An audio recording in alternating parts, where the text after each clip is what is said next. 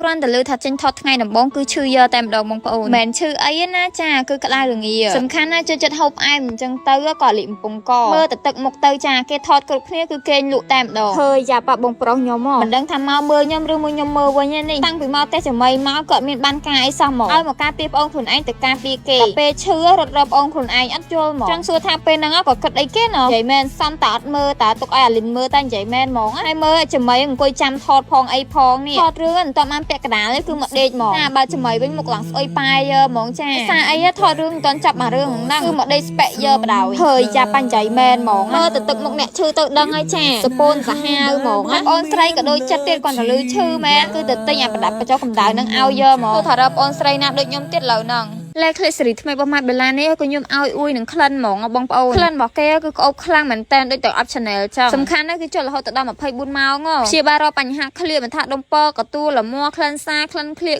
ស្អុយប៉ុណ្ណាក៏ដោយបងប្អូនដល់គ្នាអាចមកសាកប្រើជាមួយលេខคลิป Sibling by Bella បានសំខាន់ណាស់តម្លៃរបស់គេធូរថ្លៃខ្លាំងមែនតើហ្មងបងប្អូនឃើញតែរូបរាងថ្មីមែនប៉ុន្តែគុណភាពគឺនៅដដែលបងប្អូនដល់គ្នាមិនថាក្លិនអីគឺខុសពីមុនក្អូបជាងមុនចឹងណាអញ្ចឹងបងប្អូនដល់គ្នាកុំភ្លេចទិញសាកតអស់គ្នាណាអាចរកទិញបានណាក្រុម25ខេត្តក្រុងតែម្ដង